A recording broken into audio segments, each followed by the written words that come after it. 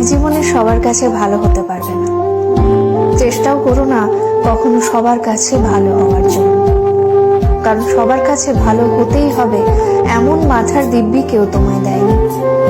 আর তুমি বেঁচে আছো তোমার নিজস্বতায়। সেখানে তোমায় কে ভাবলো, কে খারাপ ভাবলো, তাতে কিচ্ছু এসে যায় না।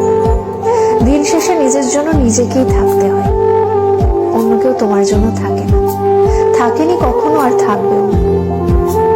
কারোর কাছে তুমি ভালো, ভীষণ ভালো, আবার সেই তুমি কারোর কাছে খুব খারাপ, জঘন্য একজন মানুষ। সেটা কেমন করে হয়? প্রশ্নটা মনের মধ্যে আসতেই পারে।